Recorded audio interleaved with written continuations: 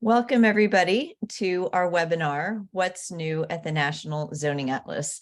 My name is Sarah Bronin, and I'm happy today to be introducing our team and to kick off the webinar. Next slide. Great. So the National Zoning Atlas, just very big picture, is a collaborative of researchers digitizing, demystifying, and democratizing U.S. zoning codes. We are joined today, or I'm joined today by our team, which includes Dr. Wenfei Xu, my colleague at Cornell University, Aline Fader and Scott Markley, our two project coordinators, Evan Derrickson, our geospatial assistant, Diana Drogaris, who is our outreach coordinator, and off screen today, but constantly providing support to the project, our technical and systems fellow, Caleb Smith, currently a graduate student at Cornell's planning program. With that really brief introduction, I'm going to kick it over to Dr. Xu, who's going to go over the basic concepts of zoning and why we have embarked on this project. Hi, everyone. It's wonderful to see you all. I'm Wenfei Xu, an assistant professor in the City and Regional Planning Department here at Cornell. I've recently joined the National Zoning Atlas as the research lead, and I'll be overseeing some of the research-oriented products and projects for the Zoning Atlas. But first, I'd like to take a step back and talk about why zoning is so important and how it influences all of our lives in the built environment, often in unequal ways. So zoning regulates land use at the local municipal level by dividing land into zoning districts. For each district, zoning regulates the type of land use, the types of structures that are built, and the sizes of each lot within the district. In particular, zoning governs where a particular zoning district will have commercial or residential or other uses. It regulates the number of building units that are allowed in a lot, the maximum height of these buildings, the minimum size of a lot, the minimum number of parking spaces, and much, much more. The Standard State Zoning Enabling Act is what grants municipalities these powers of zoning from each state. This was a law that was passed in 1921 under the Hoover administration and hasn't been updated in now over a century. So because zoning is designated at the local municipal level, there are now estimated to be about 30,000 distinct zoning codes. And also, given zoning's very local nature, we don't know what all these zoning codes say. So why do we need a zoning atlas? Hopefully the answer is becoming apparent. So zoning is complicated. It's decentralized by design, and there are inconsistencies in codes, availability, and quality of information. It's full of jargon, and changes often happen in a piecemeal fashion. So the National Zoning Atlas will create a set of standardized measures to track progress, make possible apples-to-apples comparisons of jurisdictions, open up research opportunities to explore the impacts of zoning, strengthen city and regional plans, better inform legislators, advocates, and developers, and democratize participation in land use decisions.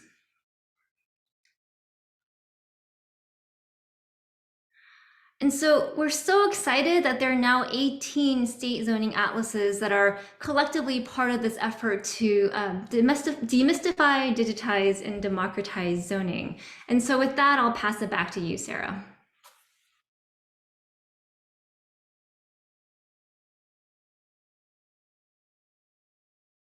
Great, thank you so much for that.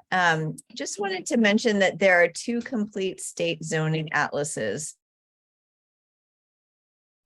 The first one, and I'll talk about this and then pitch it over to Scott, will be in Connecticut, or was in Connecticut. And I was part of the project team that helped to develop this atlas. And essentially what we were trying to figure out was, how do all of these jurisdictions in Connecticut zone? We came up with a methodology that is now used for the National Zoning Atlas. And you'll hear a little bit more about methodology in a moment. But one of the things that we found in looking at all of the zoning jurisdictions across the state and matching geospatial information with zoning code information was that 91% of Connecticut was zoned for single family housing as of right, and 2% of Connecticut was zoned for multifamily housing as of right. These are just two of the many characteristics that are being collected in the National Zoning Atlas today, again, drawing from the Connecticut methodology. With information about housing as of right, minimum lot sizes, zoning around transit stations, and more information that we collected on a lot by lot basis across the state. That has been used by the group that really started the need for the Connecticut Zoning Atlas, Desegregate Connecticut, a coalition of pro-homes organizations across the state. And the Atlas has been integrated into both playbooks for telling people how they can make change in their own communities and across the state, as well as issue briefs on a range of topics, including economic development, environmental impacts of zoning, minimum lot size requirements around the state, as well as zoning around transit. And so the Atlas has become both a tool to inform people in Connecticut about how their community is zoned, as well as an advocacy tool. So the first completed Atlas in Connecticut, I'm very happy to have been a part of that. And I'm going to pitch it over to Scott Markley, who will introduce himself and talk about the second statewide Atlas that's been completed out in Montana. Thanks, Sarah, and thank you to all of you for attending this webinar with us today. As Sarah said, I'm Scott Markley. I'm the new Geospatial Project Coordinator with the National Zoning Atlas. I'm here to help our teams with all things geospatial, including how to gather, clean, cut, merge, and digitize their geospatial vector files, which will end up going into the Atlas. I'm based in Athens, Georgia, and have a background in geography. I've studied housing, racial segregation, and geographic information science, which really comes together well with the National Zoning Atlas project.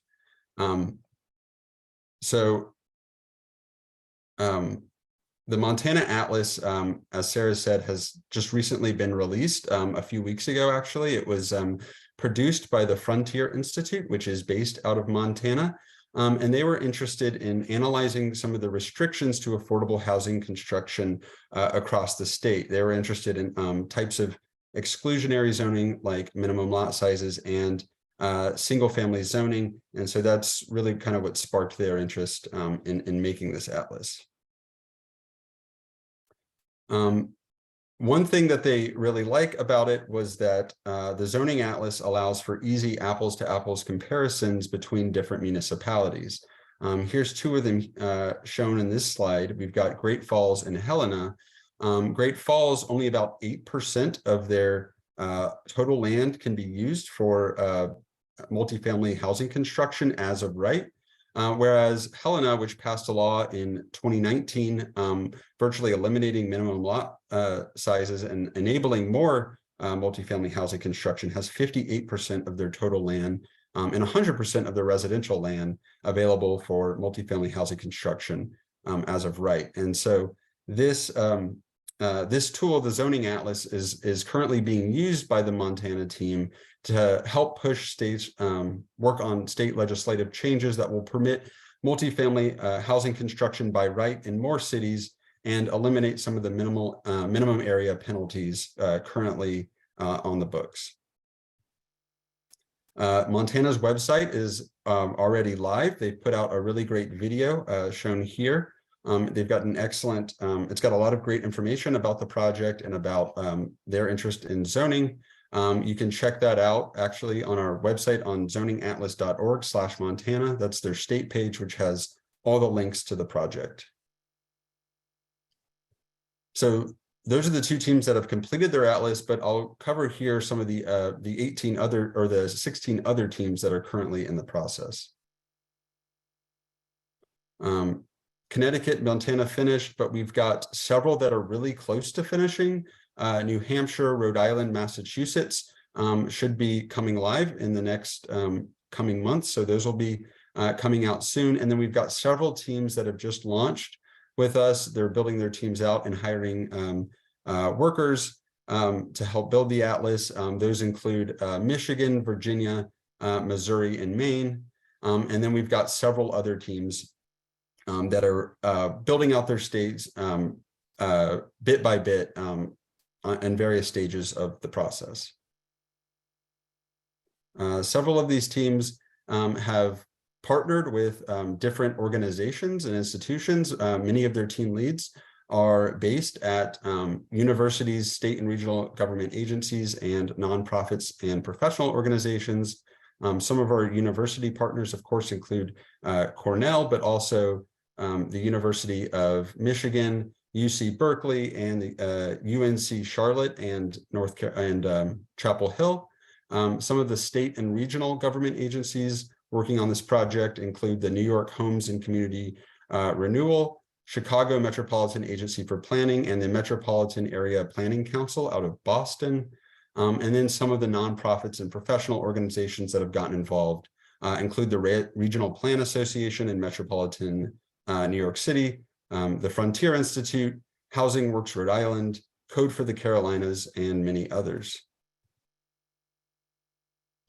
So teams, we've got 18 teams. They're set up in a variety of ways. Some teams have over a dozen people who've gotten involved with the project in one way or another. Our smallest team has only 3 members of the team, but they've made a lot of great progress.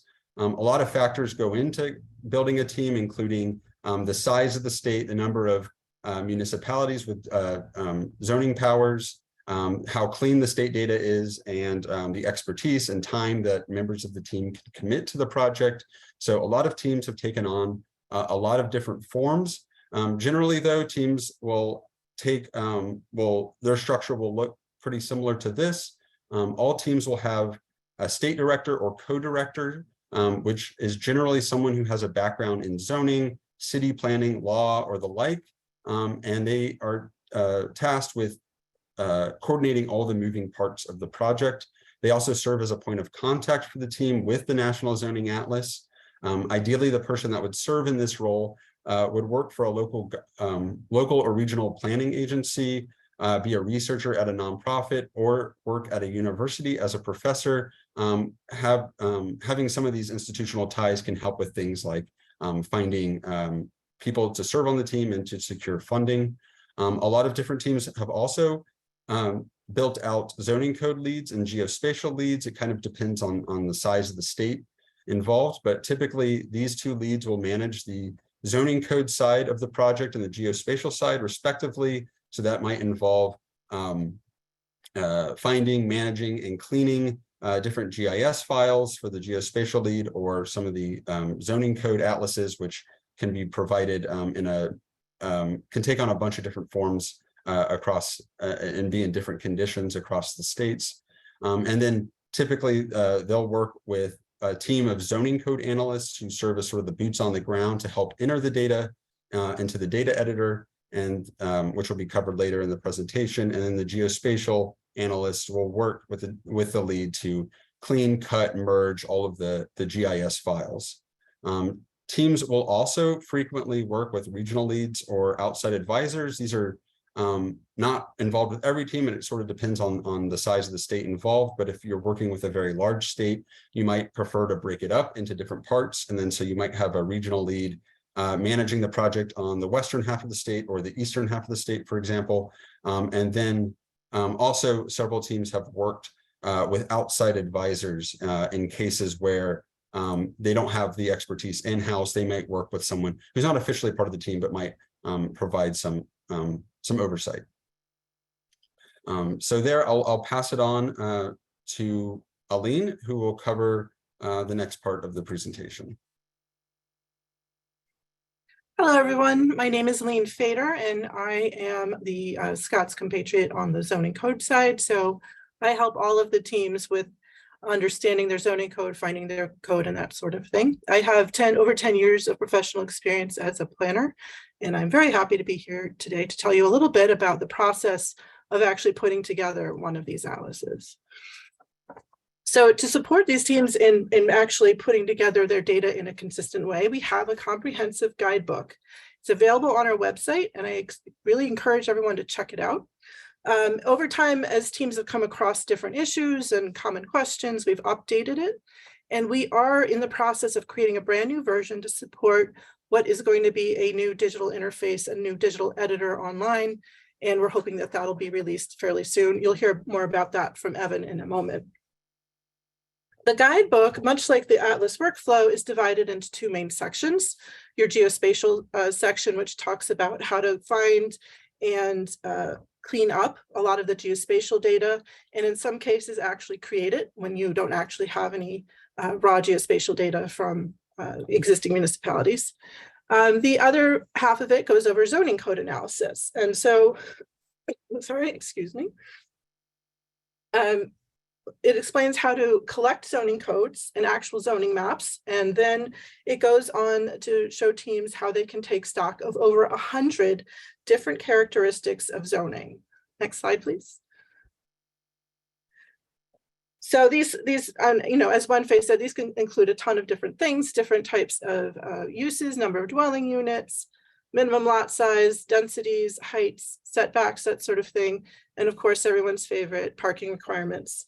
And the idea is that you pull together this intense amount of zoning code data plus your beautiful maps, and you'll end up with a seamless map for the whole country that will include all of the state's data in one map that you can navigate, very similar to the Connecticut Atlas, which you can see on the next slide.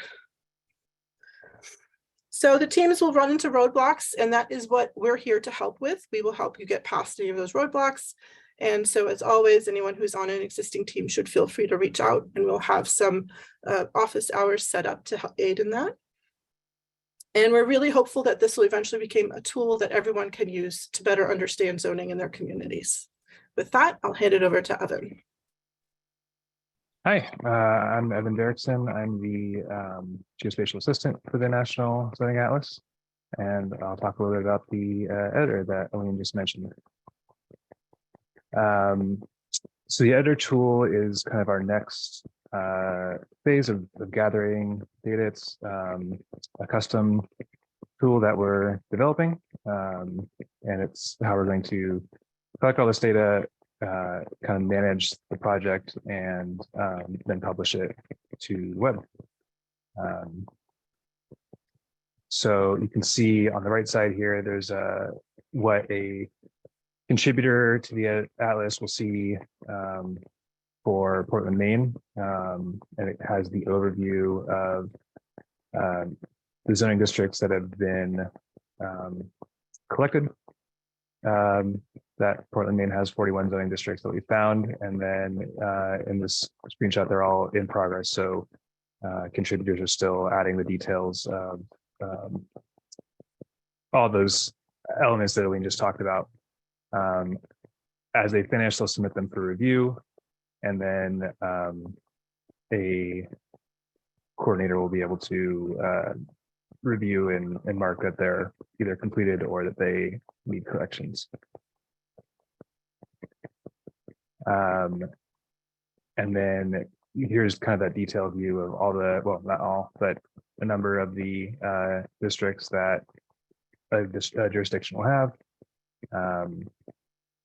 For each of these, we have all those elements that you can enter in, contributors that can enter in, describing all the regulations that each district has.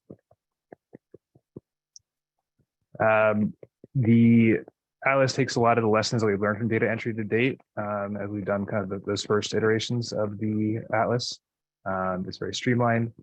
It'll help us do a much better job of managing teams, keeping track of jurisdictions, documenting the districts, and maintaining the files that we're gathering all this information from, the zoning code PDFs, the maps, and the GIS files. It also will let us record updates to the zoning code so that as legislation changes zoning, we'll have a history of how it has changed. And so people who want to understand how those codes have changed over time will be able to use our tool to do that. This tool will be coming online sometime in February. Stay tuned for launch announcements, and all the new teams that are starting up will immediately go onto this tool. This is our national map right now. It's I should say with the new tool. So we haven't previously Scott only talked about Connecticut and Montana. Those haven't been yet imported into the new tool, so they look blank here. But we want to fill in this entire map that you see. We're trying to maximize the functionality for research and advocacy purposes. So we have kind of the basic functionality funded, and we're fundraising to build on top of that and to make it the best it can be for research and advocacy. And with that, I believe I'm passing it back to Sarah. Okay, hi again, everyone. So I think, it's a good time to turn to this question of who and what the Atlas is for. We've heard a little bit about what it is, where it came from, a couple of states, learned some methods for coding it. And now, why are we doing this? Getting back to the question that Dr. Shu started with, we know why, we know what zoning is. We know it's really complicated, but what can we do now that we've started this process of gathering up zoning code information for all these zoning codes across the country? And so I think there's really lots of different applications of this. It could be used by municipal planners. It could be used by state and federal officials. It can be used by researchers, by students, by community boards, by developers. We put in here map lovers. If you love maps, this is a fun thing. Of course, for advocacy and for people who are just curious about their communities. So a couple of advocacy case examples and a couple of research case examples might help folks understand exactly how this might be used. So drawing from that Connecticut Atlas that we briefly showed at the outset, there was a big discussion in the state about accessory dwelling units, which are accessory units that can be put on the same lot as a single family house. And those were by and large outlawed in Connecticut, or at least, I guess I've called it before, zoned by 1,000 cuts, where they might have been nominally allowed, and but unfortunately for minimum lot size or height or square footage reasons, didn't actually get produced.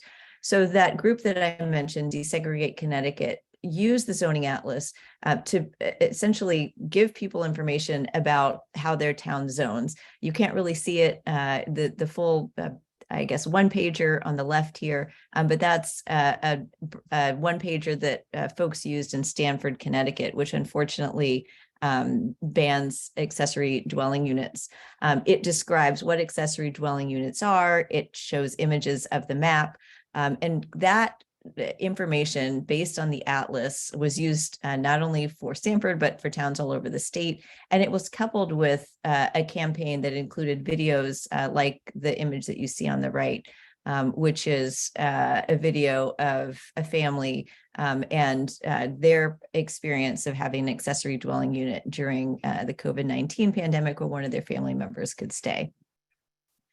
The next slide shows another example of this, where the zoning atlas was used by advocates in Milford, Connecticut, to show their town leaders that Milford could allow more accessory dwelling units. They went there and they sent this email and a nice picture of the advocates.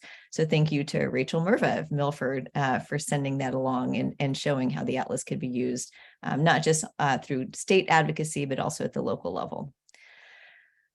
Second advocacy case, also coming from Connecticut, which as the first completed atlas has seen the most robust advocacy over the last year plus that the atlas has been completed. The transit use case has been made similar to the one pager that you saw for Stanford. Desegregate Connecticut developed one pagers for every transit station in the state. This one shows New Haven, which interestingly, even around its large train station, we were surprised to learn after undergoing the process of the atlas, doesn't allow a lot of multifamily housing as of right. So again, it's a little hard to see, but the purple and gray box in the middle of that page shows that. And then we also paired that with a series of videos, including an animated explainer that showed why putting homes near transit was important. And so the atlas provides the basic information for whether homes are allowed in the radius around transit stations, and then the advocacy pulls up the rear. So if you go to the next slide, again, you see more videos, people testifying to how understanding whether housing is allowed in their community around their train station presents good questions about, are we really using our infrastructure investments the best? And in this case, he points to climate change as being an issue as well. So turning now to the research side, the National Zoning Atlas, because it is the first tool that documents on a geospatial specific level how zoning regulations work around the country, it can really unlock secondary research into a wide range of issues. So housing costs, affordability and density, climate change, transportation, environmental impacts of zoning, economic growth, and even things like the food supply and whether we are allowing food to be grown in our urban areas and places where we have dense housing. So first advocacy or first research case for housing is a project that should be published very soon, which is looking at information that was developed in Connecticut and seeing how zoning's housing-related regulations impact or at least correlate with certain demographic outcomes. And if you go to the next slide, the researchers on that project include Urban Institute researchers Yona Freemark and Lydia Lowe, who are taking what they call the first in the nation detailed statewide zoning data set, and associating those with a variety of policy demographic outcomes. And I think that'll be a really eye-opening report. We're hopefully finishing it in the next little bit and will be published in March. Next, research housing case. Again, this is just to get you thinking about, what this tool might be able to do. The Cornell Atkinson Center recently awarded funding for the Regional Plan Association, working with the Legal Constructs Lab, to research zoning around Metro New York and to figure out, if you go to the next slide, what the climate change housing deficit is. In other words, where are we zoning for housing, and is it in the right places? Is it in places that will be vulnerable to sea level rise, and in which case will those homes be washed away? And is there a smarter way to build when it comes to communities? The Regional Plan Association, you see again Melissa Kaplan-Macy, Moses Gates, and others at RPA who are going to be coordinating with our lab in researching these questions, and they're focused on the tri-state region. This project focuses on Metro New York, including in Long Island, where they've been leading the Long Island Zoning Atlas. Last research case, which I think is really fun. It's pushing the frontiers of how machines can read zoning codes. We kicked off a project with Urban Institute, which hopefully we'll be publishing this month. The researchers there are Lydia Lowe again and Judah Axelrod, trying to figure out, can we make this process faster? Can we actually train a machine to read zoning codes and get that algorithm to spit out the same answers that a human would when a human reads zoning codes. So as Dr. Shu said, zoning codes are very complicated. They can be hundreds of pages. I've been helping the city of Boston with its zoning code over the last few weeks. It is 3,791 pages long. If you can find another zoning code, please email me. They average about 150 pages normally. But in any case, they're extremely complicated. If we could figure out how to use an algorithm to read them faster, decipher them faster, we think that would be a better way to both build out the atlas and to keep it updated. Additionally, so from the Urban Institute initial research, we are now embarking on a collaboration with Dr. Sasha Rush at Cornell Tech, who will bring his computer science expertise to bear on this question, and hopefully we'll be able to gain some traction. That project is funded by Open Philanthropy. The first Urban Institute project is funded by Open Philanthropy, and we'll be announcing new funders hopefully soon. Next slide. With that, I'm going to turn it over to Diana. Hello, everybody. My name is Diana Drogaris. As new outreach coordinator for the National Zoning Atlas, my role is to handle communications coming out from the national team, support state teams with messaging and communications as needs arise, and broaden our coalition to fill out the atlas in the places we don't yet have covered. I have a background in city planning and community development and am based in Brooklyn. So I know a lot of people today here are curious, how do you get involved? So for those of you who are new to the Atlas, maybe you're interested in getting connected to an existing state team, or maybe you're even ready to start up an Atlas in one of the 38 states where we don't currently have teams at work. So to do so, please reach out. Our email is zoningatlas@cornell.edu. Just in your message, let us know your institutional affiliation and the type of role you would be interested in taking on. And you can also reach out to this email with any particular comments or questions.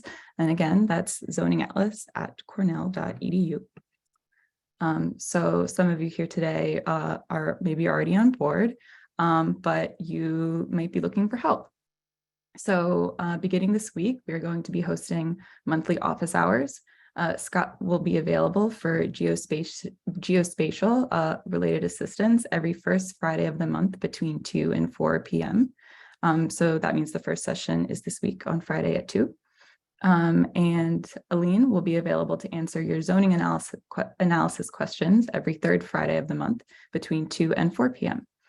So we ask that you register for these sessions on our website at zoningatlas.org/events.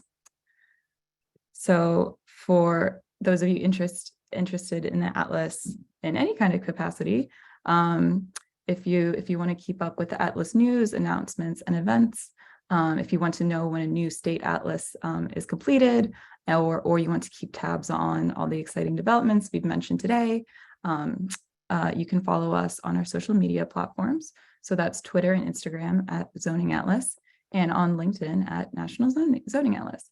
And now I will pass back to Sarah, and we will have a Q&A to follow. Great. And just one last way to contribute. If you're out there representing a foundation or institution that would like to contribute, there's a link on our website. We'd like to thank at this point our 3 primary sponsors, Mercatus Center at George Mason University, Open Philanthropy, and of course, Cornell University, who is hosting this project through the College of Architecture, Art, and Planning and its Legal Constructs Lab. So with that, as Diana said, I will turn it over to Scott Markley for questions. And I think we're all going to come on video, and probably we can take down the PowerPoint. Well, the first question did have there was something on the PowerPoint that we might Diana, if you want to go back to the page that has the outreach or the teams to contact us. Yeah, so the main question in the chat, and I'll just and this was all came out before Diana covered the slide, but just so these teams know, if you do want to get connected with a state team, that's the way to reach out to us, and then we can connect you. So just in case anyone missed it, that was most common question in the chat.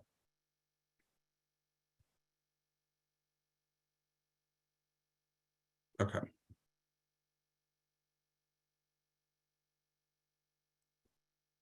Okay. All right. So after that, we've got a couple similar questions from Alex and from Aaron. They wanted to know, will the data be regularly updated? What does this process look like? And then Aaron was interested if what the team's roles would be in that.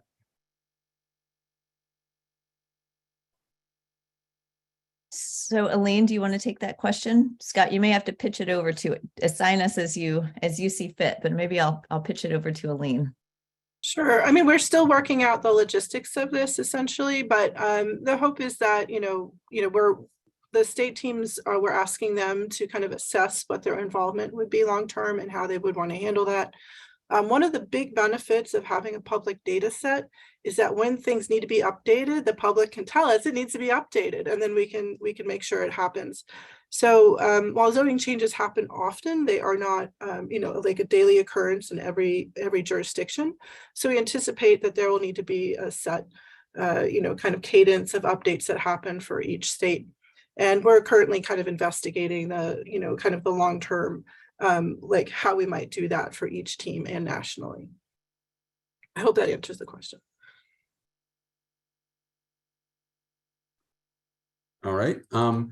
Another question that a couple people asked was, here, I'll read Jody's. She wants to know how we'll track where HUD code homes are allowed. HUD codes, yeah. How will you track where HUD code homes are allowed? So I will pass that to Sarah. Sure. We haven't seen it in your question. It says that you've seen that zoning categories can encompass those specifically. We haven't seen that specifically. There are lots of jurisdictions which have affordable housing provisions, which require a certain percentage of units be affordable, or that they satisfy certain deed restriction standards, for imposing deed restrictive covenants on the parcel that's being developed for some number of years. We are tracking those, the language that's actually in the zoning code. We are also tracking whether jurisdictions are affordable housing only. In other words, if they're, let's say, incentive overlays for affordable housing. So we are very interested in the question of what affordability provisions, whether it's density bonuses or inclusionary zoning where it's required, or simply optional zoning. In some cases, we're seeing that affordable housing is more restrictive than non-affordable housing, so it's harder to build. In other cases, we're seeing that it's easier to build, and a lot of that will be reflected on the hopefully optimized map to come. That information is not reflected in the Connecticut and Montana maps now, simply because those maps have not enabled us to show the full array of information that we have.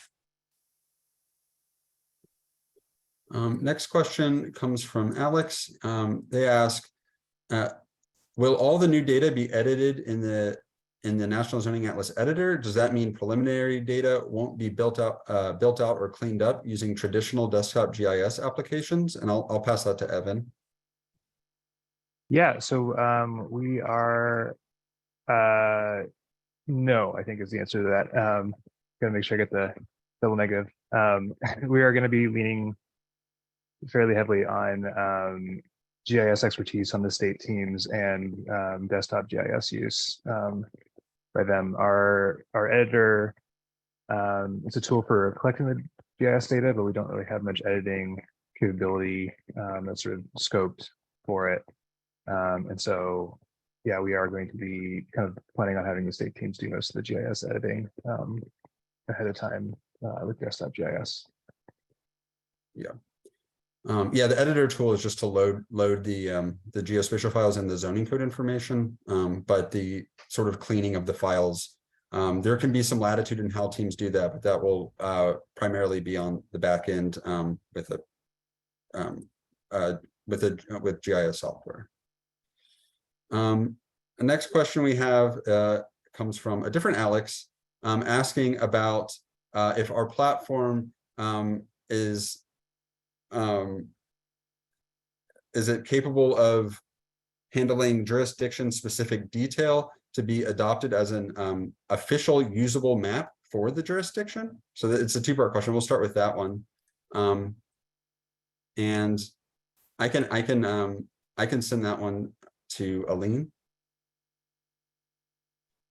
Sure. I mean, I don't know that we don't necessarily have, we'll have all the zoning districts certainly on the maps and things like that. what a municipality would like to do long-term in terms of what they adopt, I couldn't necessarily speak for what municipalities will do. But I would say that the hope is that maybe that this effort will help them move to a more digital format for maps. We found that a lot of them are paper-based and that they're actually kind of hard to find and hard to get and navigate. So whether or not they, I don't think that we were thinking that this would be the adopted zoning map for anyone, but I'm hopeful that this will produce a lot better data that can help local municipalities actually produce better maps for themselves. So I think there is some synergy there, but I don't know that this is necessarily going to produce their actual legislative zoning maps that probably has a lot of other requirements and signatures and things that have to happen with it. Great. Another question, I'll pass this one back to Sarah. The question is, when a state zoning atlas is complete, will the end users be able to download the shape files to do various analyses? So all of our state teams are coming from different types of institutions, as Scott had mentioned earlier. So the availability of that data is still being negotiated between ourselves as a centralized team and those state teams which own their data. So stay tuned for that. Our hope is that all of the information is available to researchers, and that there's restrictions on whether the data can be used for commercial purposes. And that's our mindset right now, to try to make sure that maybe the initial motivations for the Atlas project, which include ensuring that everybody has the same access to information, doesn't advantage those who are more likely to be able to use it for different ends. So we want it to be usable for research purposes. At least that's how we're thinking about it at the outset, but stay tuned.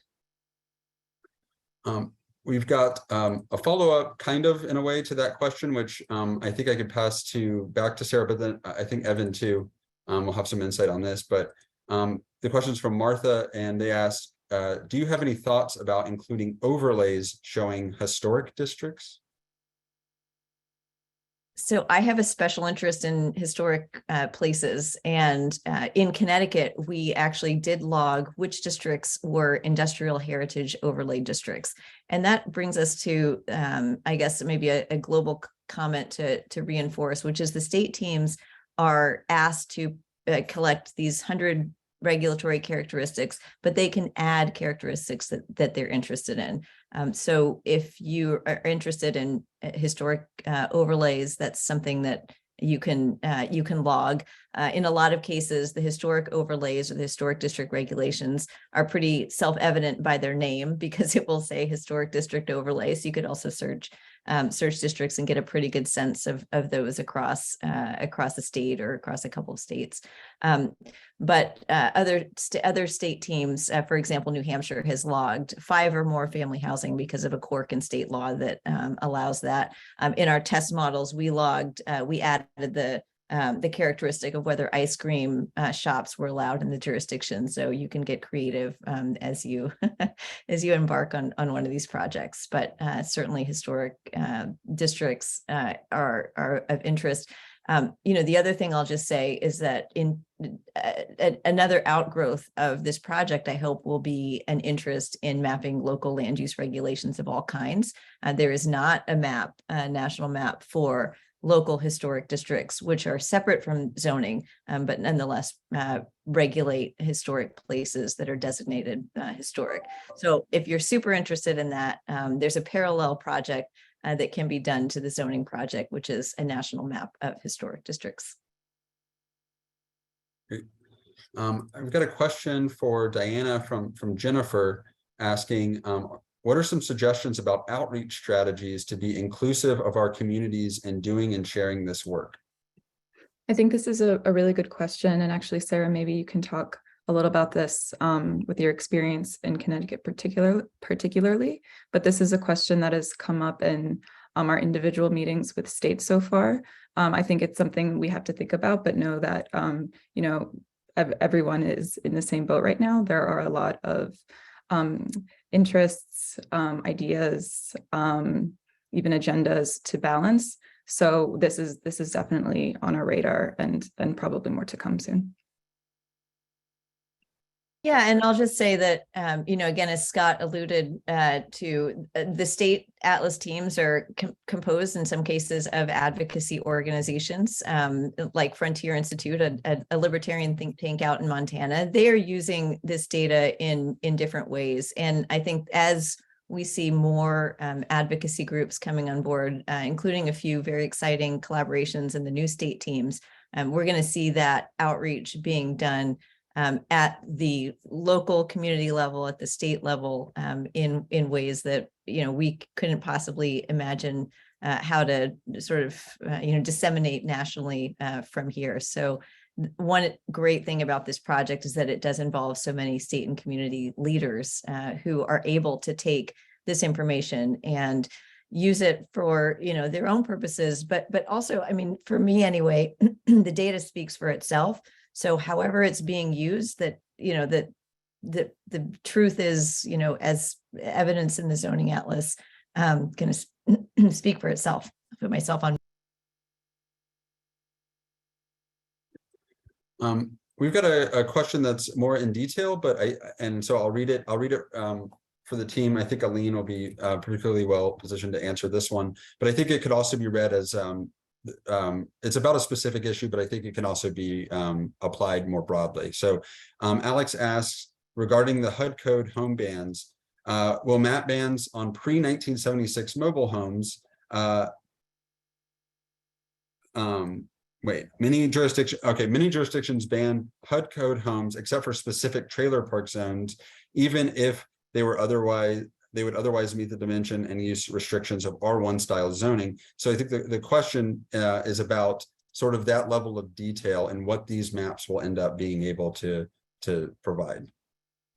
We do specifically ask for data related to mobile homes and where they are and are not permitted. So that will be covered. But I think the limit of what we are gathering is within the zoning code. So if it's in the zoning code, generally speaking, we can add it in. But we're not looking at other types of regulations. And I know this comes up a lot because oftentimes there's state and local regulations that could affect what gets built in addition. I know in New York, we have like the multiple dwelling law and things like that can affect the development costs and other things like that. So we're not looking at building code, we're not looking at housing code, we're not looking at state legislation or local legislation, just the zoning code. But within that, we are trying to capture as much as we can. And as Sarah mentioned earlier, we are allowing teams to add in additional things if that particular data set is of interest to that municipality. I hope that answers the question.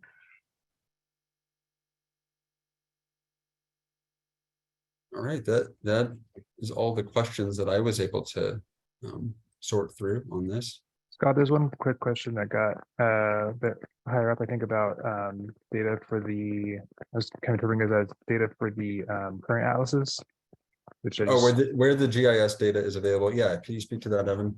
Yeah, real quick. So we have, I know Montana Atlas, there's a public repository in our GitHub, which, or maybe I'll pass it to somebody to post in the chat. It's we're National Zoning Atlas on GitHub, and the Montana Atlas is live there. Then within that, there's a web map and then a data folder, and that will have the source data that's being used for that one. For Connecticut, I don't think we have that public on the web right now. But the eventual with the new version with the editor, I think we mentioned earlier that we're looking at how we want to make that source data available. So that's kind of TBD at this point. Thank you, Evan. Another question, a couple other questions popped up. So question about the Urban Institute paper, automating zoning data collection. The question is whether or not that is publicly available. If I recall correctly, that has not been released yet, but is about to be released. Is that right? Yes, yeah, that'll be released hopefully soon. It'll explain what the process was for cleaning the zoning codes, and what we found, particularly when trying to categorize zoning districts in the way that we describe in the how-to guide, primarily residential, mixed with residential and non-residential. So stay tuned. And I think that the related question was, where do we get updates on this? Our website is the best place. Diana's shared links on Twitter and LinkedIn. We'll always publicize research related to the zoning atlas and our state atlases through those means. So we also have a mailing list that you can sign up for, which is also at the bottom of the page in every footer of our website. Another question, how often have teams needed to request paper or photocopied records of zoning codes for jurisdictions that don't have them online? I can speak to my experience and I'll let anyone else hop in. So we've been meeting with several of the teams and we've been talking with them about their experiences. The team, from what we've gathered so far, it's not super common that people will have to hand digitize these, but it does happen in states, particularly with smaller municipalities. It is common for some municipalities not to put their stuff online, their GIS files, but teams have had success reaching out to those offices and having them send shape files. They're not always in the best shape. And so a lot of the cleaning up has to take place once they receive them. Yeah, running into places that you have to do the hand digitization. It'll likely happen in some states for a few municipalities. Certainly wouldn't be the majority of them, but something that a lot of the teams had run into with a couple of the places. Should we connect the dots for the two folks from Indiana? If you guys both email us at zoningatlas@cornell.edu, because you can see each other in the chat, but if you email us, we'll connect you both. Similarly, there's a question about Colorado, and just to say, again, Sean, if you email us, we'll be able to connect you with a growing team in Colorado. And Daniel asking about Pennsylvania, there is a team forming in Pennsylvania. So if you email us, we'll be able to put you in touch. Just wanted to make sure we got those guys. Oh, and then Andres from Indiana. Okay, I knew you were from Indiana too. Okay, great. So I think that captures everybody, but we are really happy to put you in touch with existing teams and emerging teams, because we found that, anybody who's interested enough in this project to volunteer certainly has a role to play.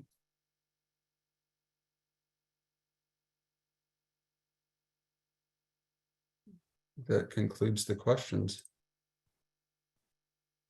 Great. So thanks everybody for coming today. We'll be posting this webinar on our events page. So if you see we'll be posting also future events on our events page on our website, zoningatlas.org. We really appreciate your coming today, and thanks team for being here for the full hour. Enjoyed the conversation, and we'll see you soon.